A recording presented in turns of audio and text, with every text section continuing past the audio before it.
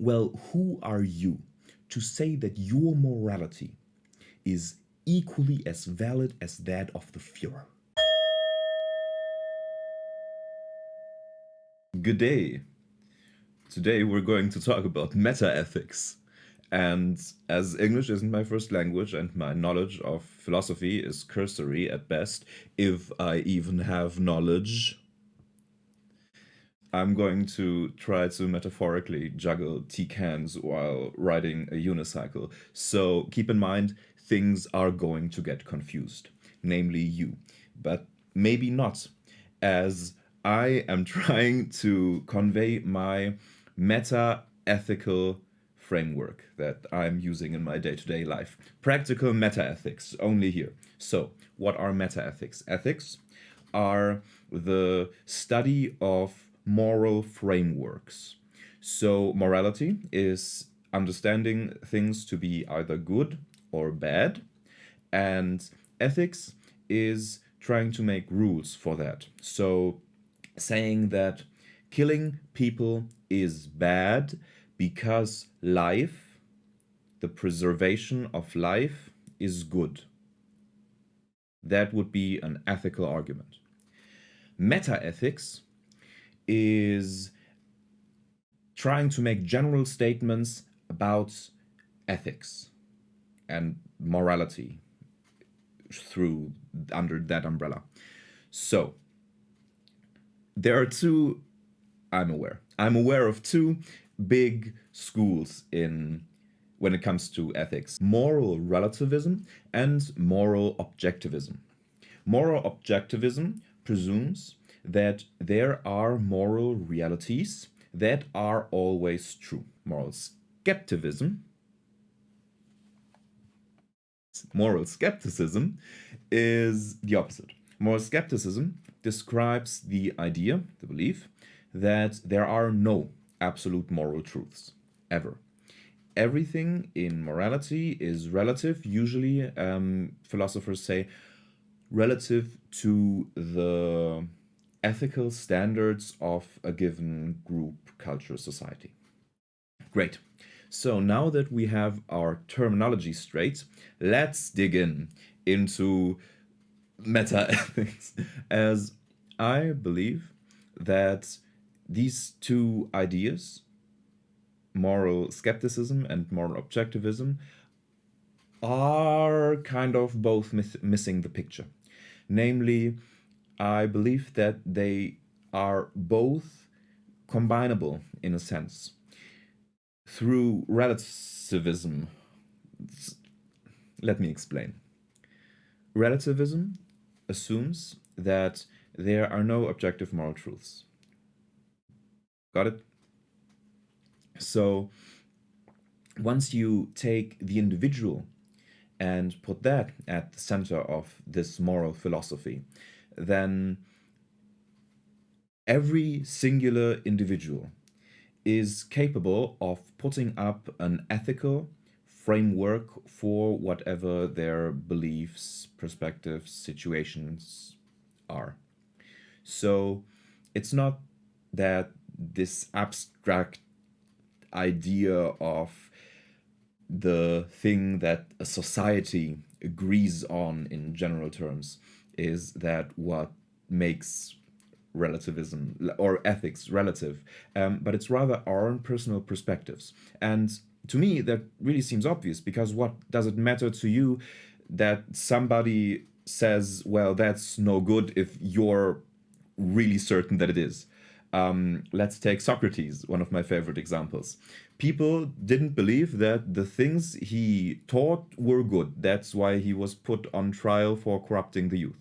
However, he was so sure of himself, of, well, actually doing the good, that it didn't matter to him that they could put him to death.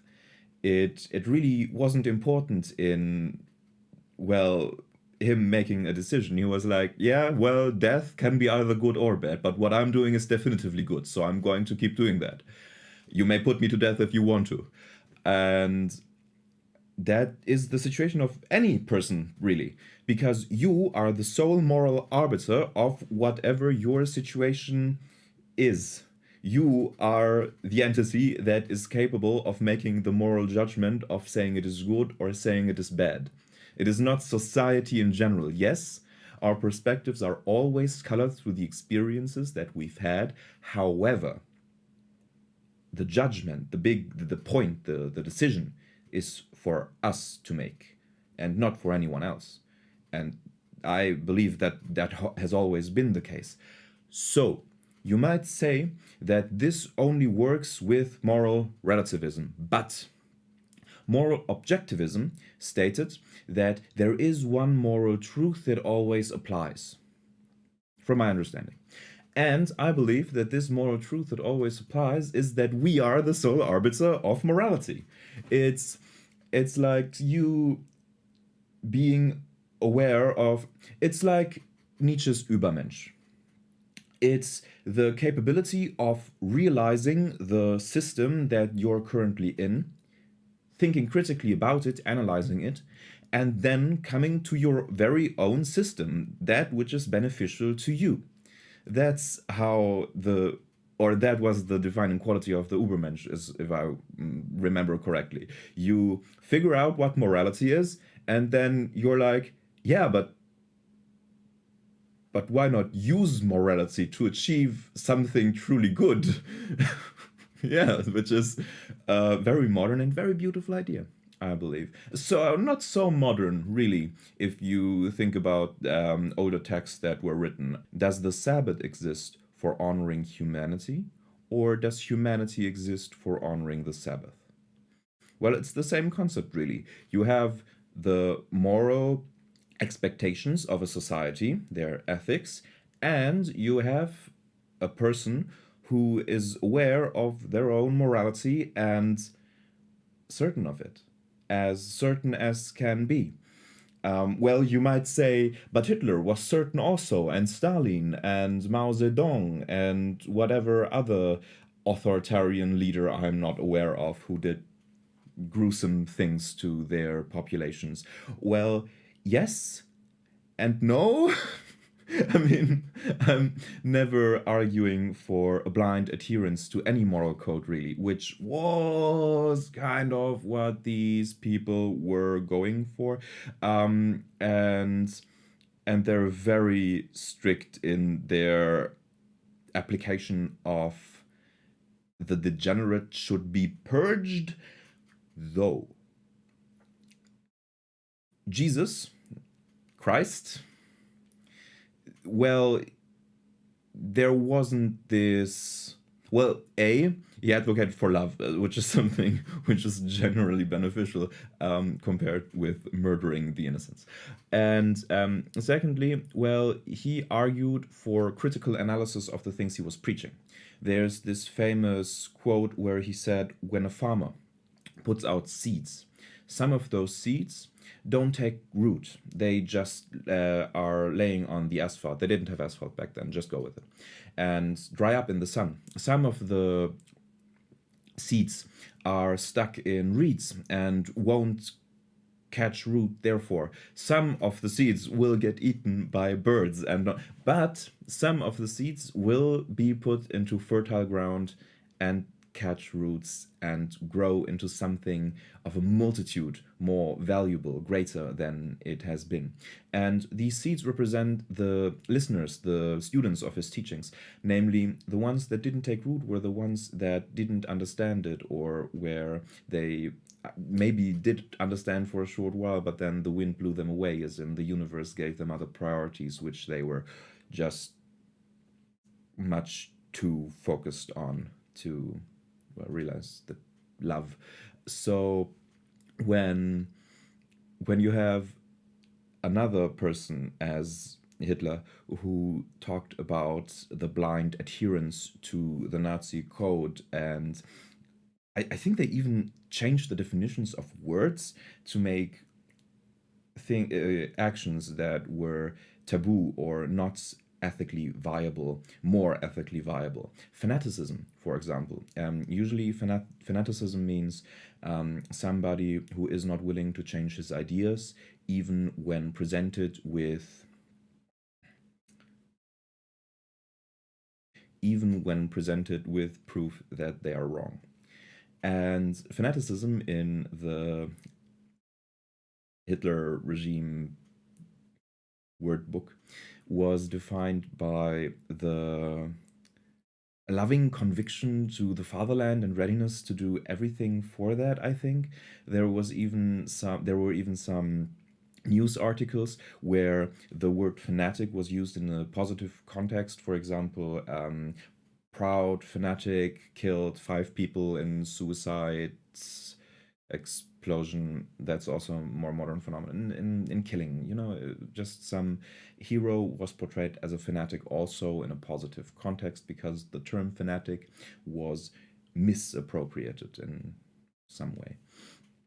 And that was just done so that people would stop thinking about whether they were actually the good guys or not. Take propaganda, for example, in the way that the Nazis, architected, constructed their architectural achievements. These big colosseums and lecture halls, not really, these very, very big places where they had their talks, their monologues, their rallies is the perfect term for that, where they had their rallies. It was always built to make the human feel insignificant. Well, who are you to say that your morality is equally as valid as that of the Führer? It's really stupid. It's advocating for ignorance. It's making people not think, not question, not realize, because that is, of course, the function of thinking and questioning. So once you're there with your philosophy, like actively trying to get people to stop critiquing the way you do things, then I believe that moral objectivism may be an issue. However, as long as you're still willing to change, malleable, subtle as the reed, then you not in danger of making a Holocaust. But rather you will be like Jesus and get put on a cross for being loving awareness, or Socrates, who was made to drink poison for being loving awareness, or Siddhartha Gautama, the Buddha, who killed himself on spoiled fruit. Um, Maybe there are no good endings. Is that really the lesson I want to convey here? um, I mean, I think we got a little bit off track. The thing I was talking about with moral objectivism and moral relativism, I'm not sure that there's a term for it, but I am an absolute relativist. That's a contradiction. It's absolute relativism. It takes experience, as in subjective experience, as the highest arbiter of moral truth. Incapable of ever truly realizing truth, as of course the only thing we may ever know is that we know nothing. Because we're subjective beings and every knowledge is objective, so everything we experience is not knowledge anymore, but our belief. Great. We may never know anything, but only believe it. And everything we believe is essentially the thing that is true for us. Individual subjective truth is a whole nother topic, but let's just assume that the things you believe make your reality. So, once you realize that you are the sole moral arbiter of your experience, you can also realize that that is making a decision. Your beliefs aren't etched into stone or into your soul with some soul chisel and hammer. No, it's malleable, it's always changing, it's the lessons you've learned, it's the decisions you make. And these things, you have an influence over them because you're not a fatalist who doesn't believe in free will. You are capable of actually changing something, namely what you believe is good and what you believe is bad. You may believe everything is bad, but where would be the benefit in that? You may believe that all is good. I have nothing to add to that. So, as long as you're experiencing things, you may be aware that you are the thing that is giving them value, and you may be aware of the term meta ethics, as in it does exist. So, enjoy this shattering of preconceived notions and comparison between Jesus and Hitler. You may choose to either act as Christ or as a gruesome authoritarian figure we have all learned to loathe in school. So, again, the choice is yours. Enjoy. Nobody has heard me call Asia a country, which is good.